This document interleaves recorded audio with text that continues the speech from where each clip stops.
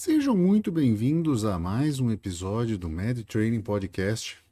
Eu sou o Quinteiro e vocês encontram a gente no X por @medtrainingpod.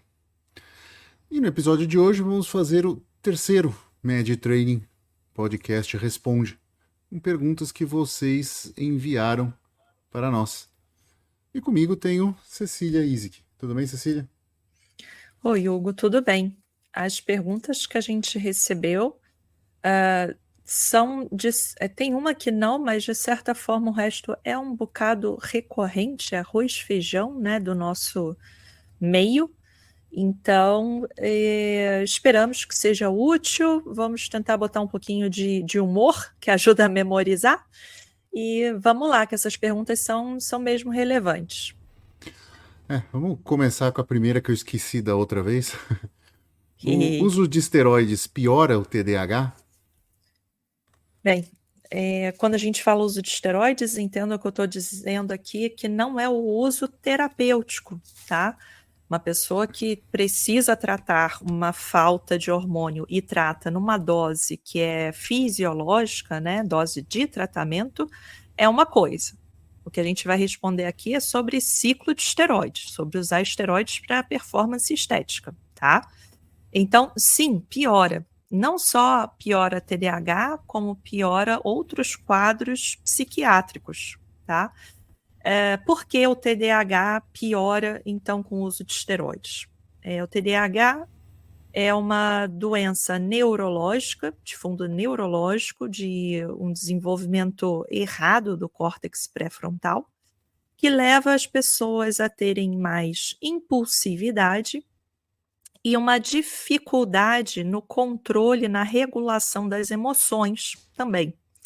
São pessoas que, para além do famoso dificuldade de se concentrar e ser hiperativa, são pessoas que sofrem mais de ansiedade, são pessoas que têm dificuldade de seguir uma rotina estruturada, são pessoas que costumam ter dificuldade para ter uma alimentação equilibrada e de manter hábitos, ou seja, é uma pessoa que não segue dieta direito, que tem dificuldade para manter-se dentro de um plano de treinamento e de dieta, podem ter insônia, então isso também atrapalha a recuperação pós-treino.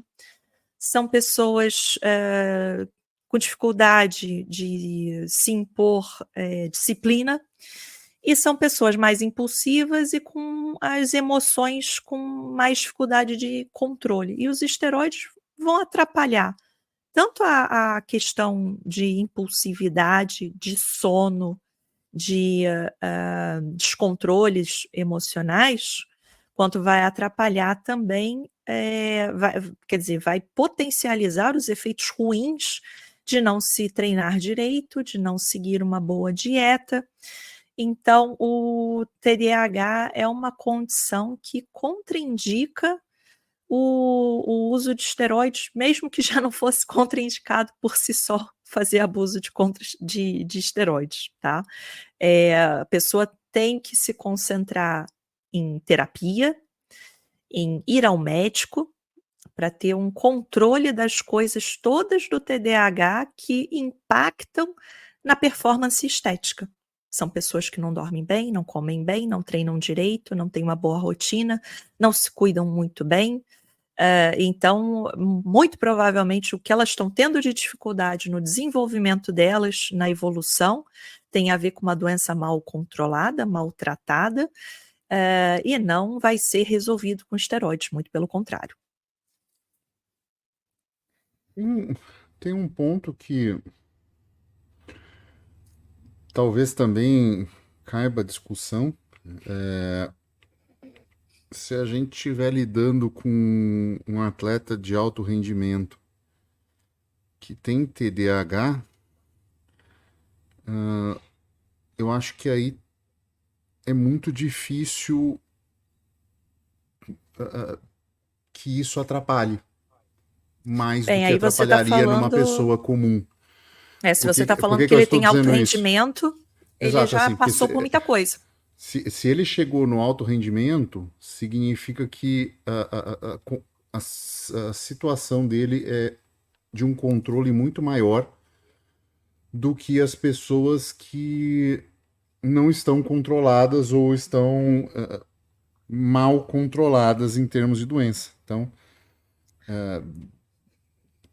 acho que diria, né, assim, Vai fazer pro, com que pro essa pessoa TT, precise de mais cuidado, com certeza. Vai ter que é, intensificar a questão de, por exemplo, terapia, para não ter questões, por exemplo, da impulsividade e da desregulação emocional atrapalharem, por exemplo, os relacionamentos sociais, né? Porque pode agravar o que é sintoma neurológico, né? Por mais que você queira se comportar e queira ser melhor, você sempre vai lutar contra uma dificuldade neurológica tua. Agora, se a pessoa chegou ao alto rendimento, quer dizer que ela já sabe se comportar, né? Já se treinou não só na academia, como ela se treinou em questões de comportamento, senão ela não tinha chegado lá. então, o que eu pensei em falar isso, raramente, às vezes eu penso em como deixar uma pessoa se sentindo melhor com uma resposta, mas foi justamente pensando nisso, assim, cara, atrapalha? Atrapalha. Mas se você chegar no alto rendimento, você entra num grupinho que talvez isso aí não piore além do que pioraria por uma pessoa normal. Que muito provavelmente você venceu partes importantes do que é o controle, do que é o manejo da tua condição neurológica a ponto de você poder entrar nisso se preocupando com as mesmas preocupações de uma pessoa normal. Então, talvez seja, acho que seja por aí, Sim. pensando no sentido de se você tem TDAH e fica pensando que o esteroide pode ser uma limitação para você, trate ele como uma limitação para qualquer um, chegue no alto rendimento e aí a gente conversa. Acho que fica muito mais. Acho que fica ali como, nem que seja um incentivo para a pessoa chegar ao alto rendimento, né? É, Entendeu? Assim, se você chegar com a tua condição no alto rendimento, aí você pode conversar com teu TDAH, né, e pensar numa situação terapêutica ou suprafisiológica, porque você já tem ferramentas de controle desenvolvidas nesse caminho, e principalmente disciplina e saber trilhar um caminho, né? Para aquela coisa assim, você não ser a sua doença, entendeu? Ah, eu gostaria, mas é que como eu tenho TDAH, então eu não posso e não sei o quê. Não, você pode. Só chega. Né? assim, poder Chega, todo chega mundo num, pode, né? chega num Decisão sua. controle. Exato, mas chega num controle excelente da tua condição. Quando você chegar ao teu controle excelente na tua condição e ter uma performance física que justifique, aí tudo bem, né? Você pode passar É. a vida inteira buscando isso, né? E isso porque vai ser o caminho do teu controle, né? Então, E outra coisa, isso até poderia gerar um ciclo virtuoso, porque o TDAH ele precisa desesperadamente de rotina e disciplina. Ele não consegue lidar com o mundo sem uma boa estrutura.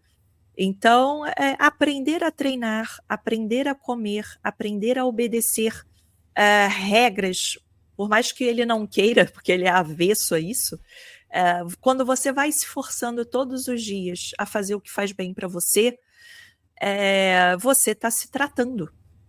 Então, que seja um incentivo, porque você lá na frente, com teu alto rendimento, quer vencer, né, conquistar um objetivo estético ou de performance, o caminho que você vai trilhar até lá é um caminho terapêutico para o seu problema. Então, exato. Por isso que eu já falei vale a assim, pena por si só. piora se você não for bem tratado do TDAH, né? Porque se você for bem tratado do TDAH e chegar no nível de performance que justifique esteroide, você tem o mesmo risco de uma pessoa sem TDAH. Porque, de A priori, fato, o né? TDAH pode fazer tudo que os outros fazem. O TDAH não é impeditivo de absolutamente nada na sua vida. Pode te custar 20 vezes mais energia e determinação do que para outras pessoas. Mas você pode fazer tudo que você se propuser a fazer. Agora, entenda que antes de você estar excelente, o esteroide pode te colocar para jogar contra e tornar tudo de cabeça para baixo, em vez de você conseguir chegar nos teus objetivos. Quer ver um exemplo? Por exemplo, o TDAH tem uma dificuldade de rejeição absurda. Então, imagina, você usou esteroide, não fez tudo muito bem, você não está muito bem também, e aí tu perdeu um campeonato. E se joga numa depressão, abandona o esporte, chuta o balde, entende? Então a coisa não pode ser. Você tem que botar passo a passo. Depois que você Exato. chegar no alto rendimento, você repensa a questão. Exato. Como eu também diria para qualquer pessoa, chega no alto rendimento, aí a gente senta e conversa sobre isso. Então, se você chegar ao alto rendimento, significa que o teu tratamento para tua doença, para tua condição neurológica, está muito bem controlado. Você está muito no caminho muito certo. Então, É. aí já é algo que você, eu penso que você está no mesmo risco de uma pessoa como outra qualquer. E vai ter mais ferramentas e capacidade de autocontrole diante de um Exato. fármaco que poderia te fazer desestruturar. Exato, vai piorar se você não tiver controle. Aí realmente piora mesmo, mas qualquer coisa ou outra pioraria, como um medicamento inadequado, né? Acho que é por aí. Bom, próxima Pô, pergunta é quase uma dissertação, mas assim, a pessoa é intolerante à rafinose, lactose, tem o síndrome de intestino irritável. irritável. Sinto muita fome e necessidade de doce. Como suprir essa necessidade de doce, sendo que meu intestino tem dificuldade para quebrar o açúcar? Passo muito mal se tomar enzimas, não quero ficar refém delas. Meu amigo, nasce de novo. Podemos explicar sobre? Se você tem intolerância à lactose. Meu amigo, a única forma de você se expor a esses alimentos é tomando a enzima que você não tem. Então, assim, não é ficar dependente. Assim, vamos quebrar em partes como se fôssemos uma enzima. Coisa que ele não compreende, entende, né? Então, assim, quem não tem enzima Calma. fica difícil de entender, realmente. Não, vamos catalisar as coisas aqui. Primeira coisa, você tem intolerância à lactose. Todo ser humano desenvolve algum grau de intolerância à lactose durante seu processo de vida, de envelhecimento. Bebês têm muito mais tolerância, crianças, adolescente, adulto, idoso, aí a gente já vai ficando mais intolerante, porque faz parte da genética humana. Menos se for da Islândia, né? Mas, na Islândia claro, os caras não estão nem aí. Na Islândia o pessoal tá... É outro nível, é outro ser humano aquilo lá. Mas tem aquelas pessoas que tiveram aquela ingratidão genética de ter intolerância à lactose desde bebezinhos. Veio com uma genética que te coloca ali intolerante à lactose. Intolerância não é alergia, não tem o que se fazer porque você tem uma deficiência na produção de lactase e consumir a lactase na forma de remédio, de enzima, de cápsulas, no caso, é o que vai te permitir comer produtos que contenham lactose sem passar muito mal. Né, de diarreia, distensão abdominal, vômito, gases, cólica intestinal, que é uma coisa que muito intolerante à lactose ignora, mas que faz muito mal para o ambiente intestinal ao longo da vida, tá? Então, se tem intolerância à lactose, tem que usar a lactase porque você é incapaz de produzir lactase ou quantidade suficiente de lactase para dar conta da tua ingestão, da tua dieta. Pessoas normais, né, que produzem ali lactase já vão passar mal se elas comerem laticínio demais ali, o rodízio de pizza, um fundi de queijo, com lá meio quilo de queijo. Aquilo, você já vai passar mal de qualquer jeito porque você tem uma produção limitada de lactase. Para o intolerante, a coisa piorou. Rafinose, para quem nunca ouviu falar na coisa, é um oligosacarídeo também, também é um carboidrato, que está presente no repolho, no feijão, no brócolis e alguns outros grãos, que produz gases nas pessoas também, porque nós também não somos capazes de digerir isso com uma enzima específica, a gente não produz a enzima específica. O que a gente faz é digerir mais ou menos ali no estômago, no intestino grosso, e é por isso que todo mundo faz a piada de que você come repolho e fica peidando, o feijão fica peidando. Por quê? Porque aquilo ali produziu muitos gases, porque você não digere aquilo direito. Então, agora, uma intolerância absoluta à afinose já é uma coisa mais rara. Eu conferi até com meus amigos nutricionistas, eles falaram meio assim, ué, tem que usar enzima, não tem jeito. E a outro pedaço aqui da tua queixa é que você tem síndrome do intestino irritável. Para quem não sabe o que é isso, quer dizer que o seu intestino ele é muito sensível a um monte de coisas, mas principalmente ele passa mal por questões de cunho emocional. O nosso intestino tem muita relação com nossos neurotransmissores, e eu acho que todo mundo aqui já falou, fiquei tão nervoso que deu dor de barriga, né? Isso acontece mesmo. Então, a síndrome do intestino irritável é uma condição crônica em que a pessoa passa muito mal com alguns alimentos, crises de diarreia, e depois fica com o intestino preso, depois é cólica, diarreia de novo. É uma doença que você tem que manejar basicamente com dieta e, além do gastroenterologista, pode ser que você precise de um psiquiatra também. Não é loucura, não é frescura, é uma questão que o seu intestino é muito sensível. Sentir muita fome e necessidade de doce é dieta desajustada, né? Ou necessidade de psicólogo e psiquiatra também, porque busca por doce, sensação de que precisa comer, nem sempre é fome, às vezes é a busca do prazer imediato. Para suprir essa necessidade de doce, como você perguntou, ou você come doces que não tem, né, lactose, e também não vai comer nenhum doce à base de repolho, você tem que consumir as tais das enzimas. Não é que você seja refém delas. Enzima não causa vício. Consumir enzima digestiva não te deixa incapaz de produzir enzima digestiva. Isso não acontece. Agora, do mesmo jeito que uma pessoa perde 2 pernas num acidente e fica na cadeira de rodas, não está viciada na cadeira de rodas, você também não está viciada em enzima, porque você não tem enzima, É muito tá? bom essa. Cara, é Não muito bom. não tem centro de reabilitação porque você não quer usar a cadeira de roda, que você não tem a perna. Centro de reabilitação enzimático. Né?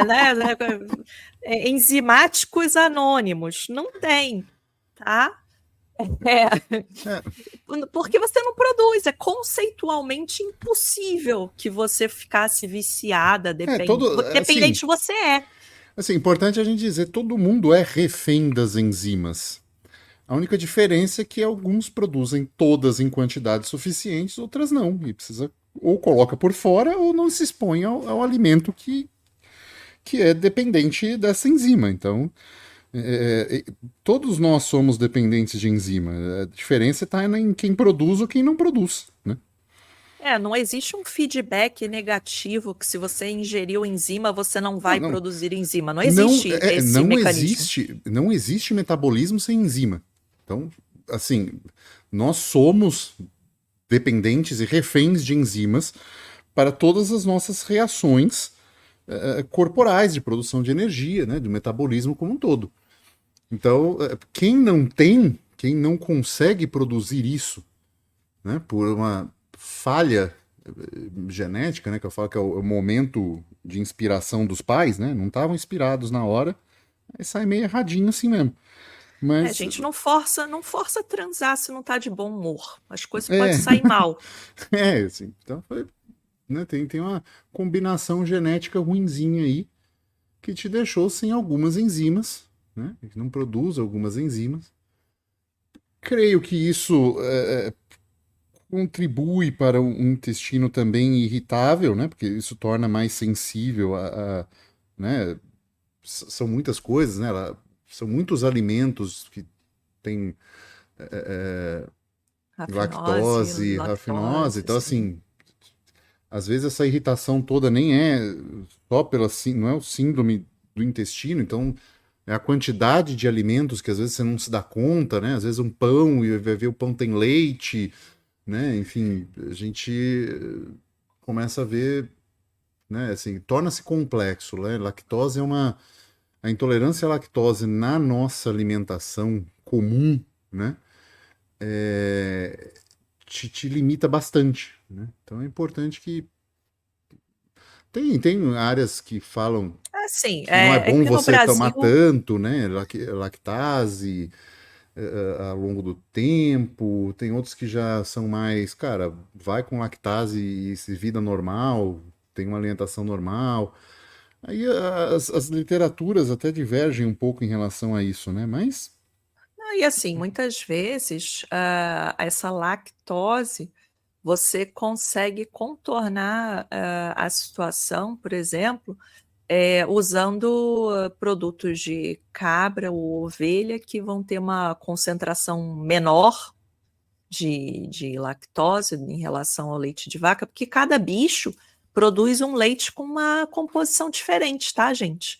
Eu não sei de cabeça, mas eu sei que a gente pode recorrer a laticínios que seriam menos laticinados, né? sim, sim, sim. Brasil não tem tanta Tem, cabra e ovelha, tem mas queijo que tem menos, tem queijo que tem mais. Aí a é questão de coisa. você ir aprendendo, sentar com o teu nutricionista e falar, olha, eu queria tanto poder comer um queijo. Olha, esse tipo de queijo aqui é que é cru, que é dessa bactéria, dessa cabra, desse jeito, você consegue comer, sei lá, vamos botar aqui 20 gramas 3 vezes na semana e aí você usa a lactase.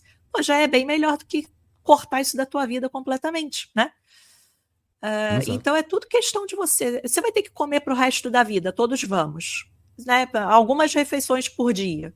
Então é uma coisa que vale muito a pena você investir em aprender e organizar, porque afinal de contas é um investimento para o futuro. Sim, Corre atrás dessas informações que vai valer a pena. sim. Bom, vamos à próxima pergunta. Dicas para melhorar o sono? Eita, sono é uma coisa complexa, né?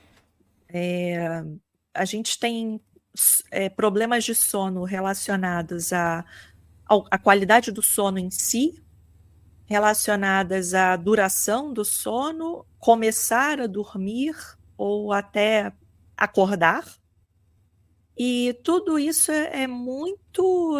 São muitos fatores envolvidos. Sono é um assunto extremamente interessante.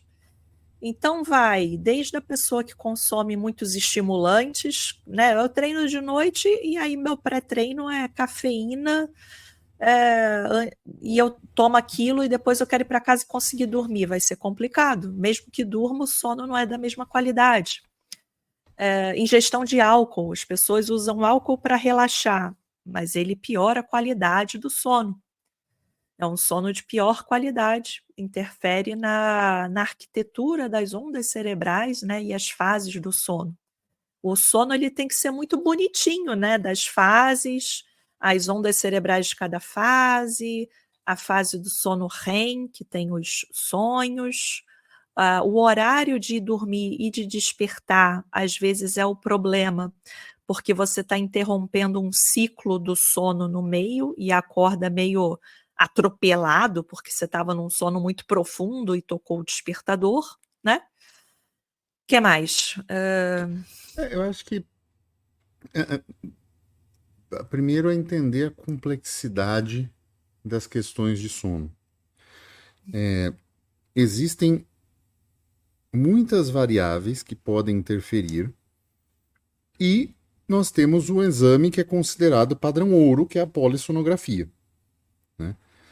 Se, se, se é uma queixa vinda de casal, né, de parceiro, porque ronca muito, não sei o quê, fica mais fácil investigar. Mas se são coisas mais complexas, como dorme muitas horas, mas acorda cansado, ou fica muito tempo deitado e não consegue dormir, ou dorme e acorda no meio da noite. Então, precisa entender uma série de questões do porquê esse sono e adquirir hábitos de higiene de sono, né? Porque normalmente a pessoa está assim, né? Ronco normalmente está ligado à obesidade, aumento de sobrepeso, que está ligado a um estilo de vida ruim, que vem muitas vezes somado ao abuso de cafeína, porque a pessoa não dorme bem, logo ela fica cansada durante o dia, para ficar mais disposta durante o dia, ela aumenta a quantidade de cafeína, que piora o sono à noite e entra, né, e entra em ciclos, né, em ciclos viciosos de piora de uma condição que é muitas vezes complexo achar a causa. É. Né? E às vezes tem mais de Porque, uma coisa também colaborando, né? Nem sempre vai ser uma sim, coisa só. sim.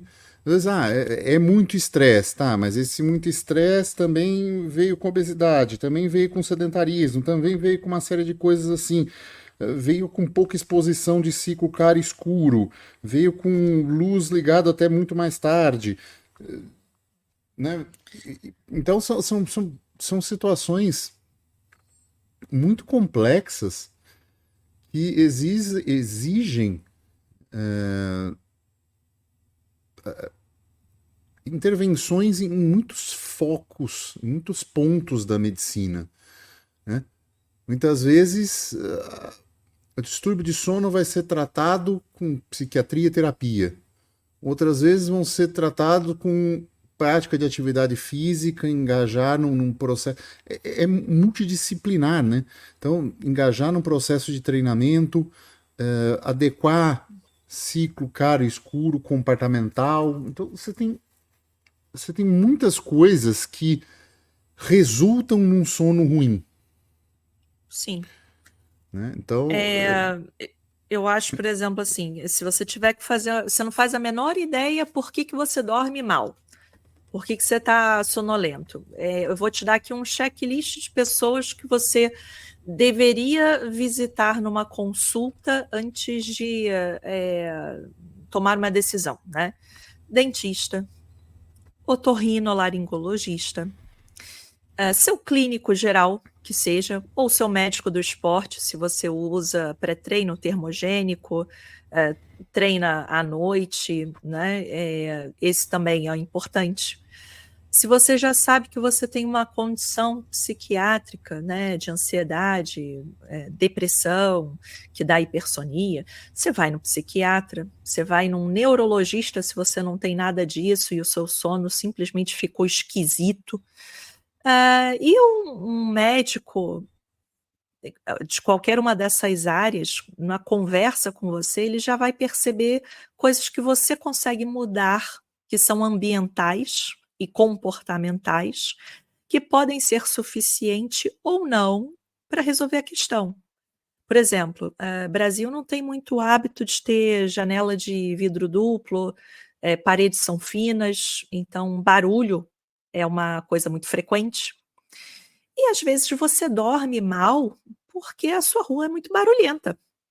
olha, E isso vai um, atrapalhar, né? um Google rápido aqui. Primeira resposta que me apareceu de saúde aqui de Portugal. Uma lista de. A busca foi higiene do sono. Então, recomendações. Horário regular para dormir e acordar. Evitar tabaco e álcool à noite. Evitar cafeína depois das 14 horas. Exercício físico regular pelo menos 4 horas antes de dormir. Quarto sem luz e sem ruído. Temperatura adequada do quarto. Roupa de cama confortável. Usar apenas roupa de dormir. Retirar tecnologias do quarto, ou seja, televisão, celular, uma série de coisas que possam levar luz para o quarto. Refeições ligeiras ou leves à noite. Evitar cestas em caso de dificuldade, siestas, né? Então, dormir 2 horas à tarde. Libertar-se de preocupações diárias antes de ir dormir, ou seja, mindfulness, né? Você fazer, relaxar, tipo, agora eu não vou resolver mais nada daqueles problemas, né? Vou relaxar minha mente, que eu preciso dormir, não vou resolver nada de madrugada.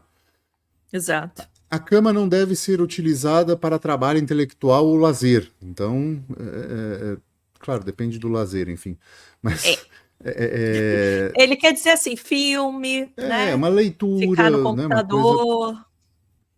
E Isso rotina não. pessoal gratificante que antecede o sono. Então, são pequenos hábitos que, se você olhar eles com cuidado, muito provavelmente você já exclui uma parte importante antes de fazer qualquer consulta. Você já exclui uma parte importante das coisas que podem estar interferindo no seu sono. Sim. Né? Isso você já pode resolver sozinho em casa.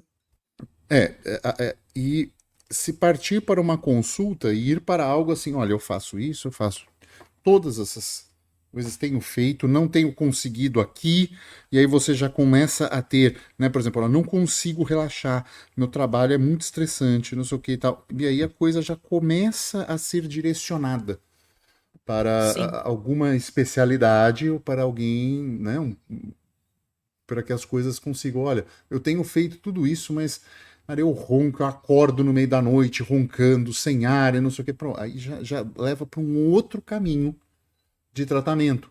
Então, faz esse básico, essas questões básicas de higiene do sono e não subestime o básico, né? Tem muito resultado nisso, mas se mesmo assim continuar ruim, você já tem uma pista de onde a coisa pode ser e te ajuda até na busca do profissional indicado, né? Com certeza. Às vezes você vai precisar de um neuro, às vezes você vai precisar de um psicólogo e mais nada. Às vezes, porque você tem um estilo de vida que te atrapalha a ter rotina, você vai ter que recorrer a algum tipo de medicação.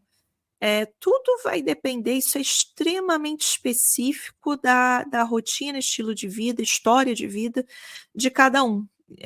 Então, as dicas são essas. Primeiro, você vai lá no Google, pega esse checklist, aplica, vê o que dá para mexer, o que não dá. Tem coisa que não vai dar para mexer, né? Sei lá, você tem um filho pequeno, você tem um marido que ronca, tem síndrome de perna inquieta, tem coisa que pode ser que não dê para você resolver e vai ter que contornar a situação. Mas se serve de conselho importante aqui não deixe para lá, resolva o quanto antes, porque o seu padrão de sono cronifica. Seu cérebro acostuma de funcionar de um determinado jeito e depois normalizar o sono é mais difícil. Não só isso, né? Mas aumenta o risco de uma série de doenças metabólicas e Cardiovasculares crônicas também, não transmissíveis. diabetes. Então, é bom. Diabetes e hipertensão são doenças que aumentam o risco com sono ruim. Não se sabe nem o que é o que vem primeiro, né? Se é a piora do sono que aumenta o risco, se aumentar o risco, piora o sono, né? Então, a coisa anda muito junta nesse sentido. Para vocês verem como é complexo. Vamos para uma que essa é engraçada. Hum. Como perde gordura? Veja bem, como perde gordura da barriga. Deixa a minha gordura da coxa em paz. Eu quero da O resto barriga. fica. O resto fica. Só quero da barriga. Se você quer compartimentalizar assim, a resposta é cirurgia.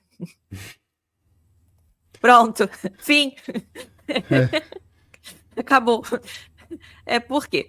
Porque que funciona desse jeito? Porque o corpo humano não diferencia, suas células não estão absolutamente nem aí para você, elas funcionam do jeito que elas funcionam, do jeito que Deus fez, que a seleção natural impôs, que é você perder gordura num determinado padrão. Primeiro você perde aqui mais da parte superior, ombro, pescoço, perna, antebraço, e aí gordura de quadril, coxa, tríceps, abdômen, costas, elas demoram mais para ir embora.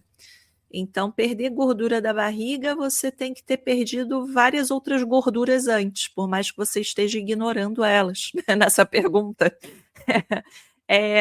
E tem a questão de que para você chegar lá, você precisa de dieta.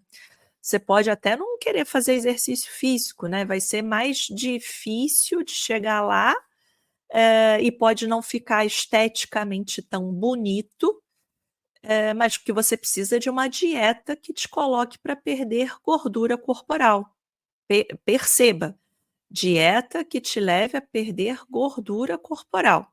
Se você quiser viver de luz e rabanete, você vai perder também musculatura, né? Você tem que ter uma dieta que você preserve saúde, massa muscular, por isso que com exercício é mais fácil, ou menos difícil, e assim você consegue melhorar a tua aparência, manter massa muscular, que vai manter tua taxa metabólica e teu gasto energético mais elevado, e aí você consegue lá pelas tantas chegar num ponto em que seu abdômen tem menos gordura no ponto em que você deseja que ele fique. Para algumas pessoas que estavam muito gordas e emagreceram, às vezes só de fato uma cirurgia para tirar aquele acúmulo de pele que está com muita estria, que não vai mais regredir, né? Porque quando a pele é muita cicatriz de estria, por exemplo, aquela pele perdeu elasticidade.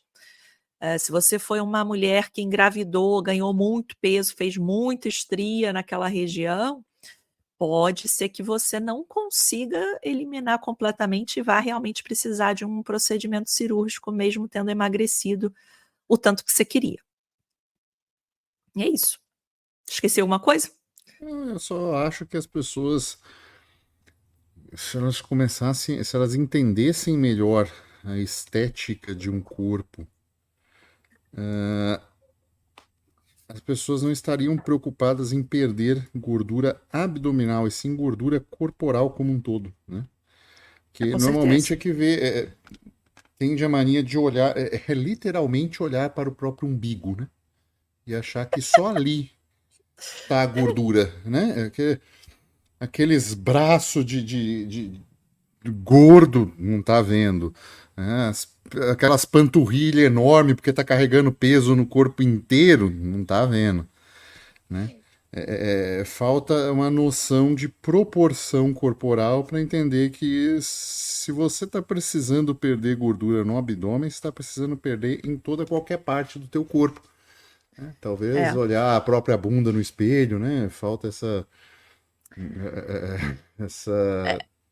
É a esse busca olhar, né? na mulher é aquela busca do corpo de ampulheta, né? A cintura fina, bunda e peito e tal. Só que entenda que se você tem muita gordura ali, você é uma ampulheta de celulite, também não é muito bonito de olhar, né? Também não fica esteticamente muito agradável. E homem é E aquilo, fica feio se você faz cirurgia, tá? Fica feio, porque aí fica fica, aquela barriga chapada, com aquela não fica bunda cheia de natural. celulite, aquela coxa enorme, perde a proporcionalidade da gordura, né? E aí te É, obriga a fazer lipo nas coxas, lipo, entendeu? Aí obriga você a sair aspirando gordura do teu corpo como se fosse um lava rápido, né? Mas eu acho que fica esquisito de qualquer forma. Então, se você acha que só falta na gordura, talvez valha a pena rever os teus conceitos estéticos, porque eles estão um pouco distorcidos, né? Então, acho que rever fica essa. conceito estético, eu acho que é importante para maioria, né, das pessoas que está ali o dia inteiro em rede social, porque igual era antigamente revista, né? Você fica vendo aquele monte de foto produzida, gente que se preparou, desidratou, botou uma roupa específica, uma pose específica para foto, e aí você olha aquilo e fica, nossa, queria ser assim, e as pessoas dificilmente são assim. E você fica se distorcendo porque as coisas são distorcidas. A naturalidade da coisa se perde e te coloca num sofrimento desnecessário. É bem por aí mesmo. Bom, por esse episódio é isso. Quem chegou até aqui, deixa o like, deixa o seu joinha. E, enfim, comente, né? Mande essa informação para alguém. Sabe aquele amiguinho seu que ronca igual uma betoneira? Então, manda para ele que ele vai gostar disso. É importante saber. Tá bom? E é isso. Ficamos por aqui e tchau.